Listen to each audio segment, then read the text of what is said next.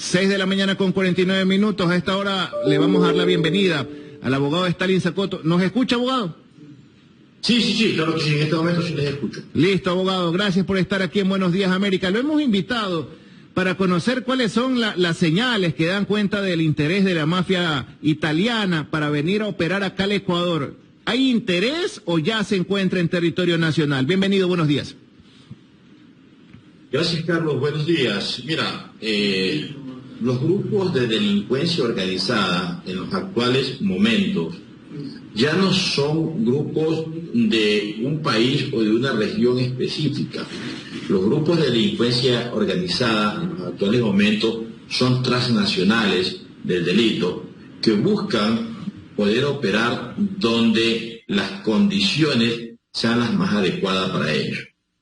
En ese sentido, tenemos que estar de acuerdo que en el Ecuador existen las condiciones necesarias para poder realizar actividad delictiva y finalmente las penas o son muy blandas o la estructura del operador de justicia es tan lento que permite evadir la acción de la justicia. Por esa es una de las razones de que cualquier grupo de delincuencia organizada va a querer operar en el Ecuador. Es decir, que no únicamente la mafia italiana, pero la pregunta o la incógnita que nos deja es si ya está operando aquí en el Ecuador.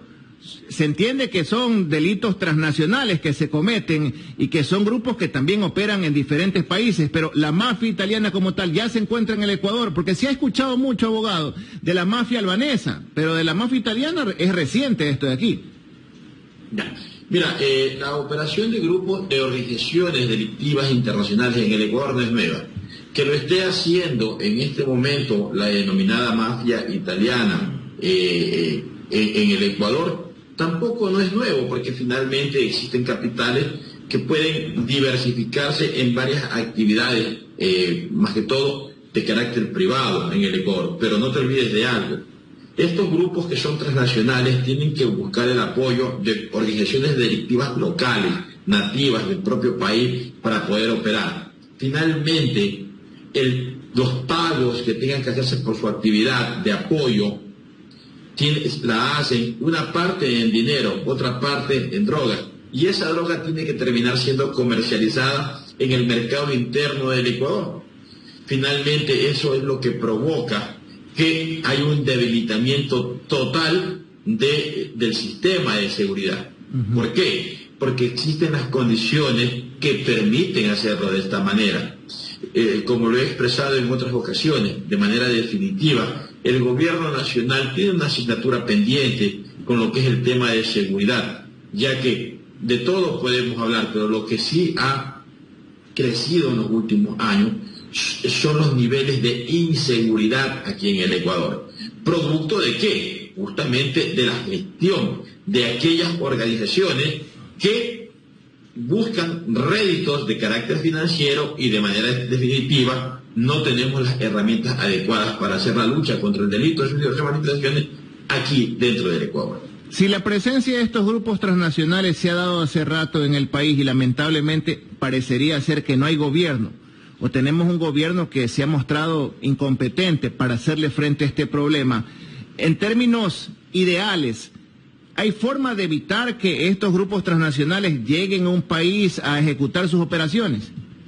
Por supuesto que sí hay la forma, y de hecho todos los países lo hacen a través de las relaciones que puedan ejecutarse a través de Interpol, a través de las policías amigos, Francia, Italia, Estados Unidos, los organismos especializados de Colombia, todo en su conjunto. Finalmente, para eso existe un departamento de relaciones internacionales de la Policía Nacional, como también existe ese mismo departamento o algo similar dentro de la Fiscalía, para poder llevar adelante estas investigaciones que permitan luchar contra el delito en sus diversas manifestaciones. Ahora bien, pero esto de aquí no, como es algo que está en constante evolución, requiere la constante capacitación y especialización de los miembros del elemento humano que trabaja en la Policía Nacional, del elemento humano que lleva adelante las investigaciones, que por mandato constitucional y legal es la Fiscalía. Y finalmente, de la capacitación que tiene que haber en los operadores de justicia, me refiero a la judicatura. ¿Para qué? Para que tengan una concepción cabal de cómo se están operando estas organizaciones delictivas y puedan juzgar de manera adecuada a los mismos. Porque recuerda, echa la norma, echa la trampa. Nosotros tenemos una norma y ellos buscan la manera de saber dónde existe un quiebre, dónde existe una debilidad, para a partir de ello poder operar y poder seguir con sus gestiones adelante. Por eso es que en el tema de normas tenemos que también ir evolucionando a la par. Cuando existen nuevos delitos, buscar la manera de poderlos perseguir. Y para eso, capacitación, lo primero. Y lo segundo, que exista un criterio y un sentido común para la aplicación de normas de la manera más adecuada y se sintonicen con la necesidad del pueblo ecuatoriano, esto es, luchar contra el delito en sus diversas manifestaciones para propender a ambientes seguros. Con todas estas debilidades institucionales y legales, no sé si decir legales también, que existen en nuestro país, ¿cuál es el reto del próximo gobernante, el próximo presidente o presidenta de la República en esta materia? El próximo gobierno, en primer lugar, tiene que demostrar y hacerle conocer al país cuál va a ser su línea de acción en cuanto a la política para generar ambientes seguros. Eso como primera cosa. Como segundo tema, tiene que apoyar y fortalecer a los entes que luchan contra el delito en sus diversas manifestaciones en la primera línea. Esto es, a la Policía Nacional, a la Fiscalía, a la Judicatura, en coordinación con la Defensoría Pública, en coordinación con los colegios de abogados.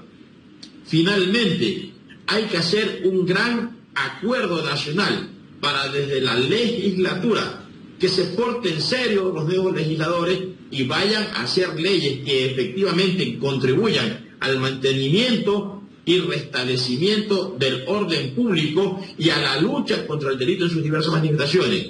Esa ley que dejó en la anterior legislatura de la ley orgánica del uso progresivo de la fuerza, esa ley no sirve para nada, esa ley tiene que ser derogada, porque no guarda el espíritu de lo que requieren las instituciones del orden para luchar contra el delito. 6:57 minutos. Abogado, con todos estos retos que tiene el próximo gobierno y también la próxima Asamblea Nacional, en tan corto tiempo, ¿pueden lograr hacer esto, al menos contener que siga habiendo la presencia de grupos transnacionales? Carlos, cuando se quiere, se puede. Querer es poder. Pero en este sentido también existe un gran complejo, no solamente, porque en este proceso no solamente tiene que intervenir el Ejecutivo determinando una política clara de lucha contra el delito en sus diversas manifestaciones, también tiene que haber el compromiso de la legislatura para así hacerlo. Y si no lo hacen, las elecciones próximas están cercanas. Ahí la sociedad ecuatoriana tiene que castigar a estos malos elementos que no han ido a cumplir con su labor específica a la legislatura. Y finalmente, tenemos nosotros como sociedad que exigir que los operadores de justicia operen con sentido común y que se dejen de romantizar este tema de respeto a los derechos humanos. Respeto a los derechos humanos, sí, pero con preferencia para la víctima. Los victimarios tienen derecho a un debido proceso. Hasta ahí nomás. Hay que fortalecer el trabajo de inteligencia. ¿Y qué proyectos de ley deberían construirse en la próxima legislatura? Usted mencionaba que había que derogar la ley de uso progresivo de la fuerza porque no había servido para nada. Pero ¿en qué proyecto, qué reforma legal debe trabajar la próxima Asamblea Nacional? Mira,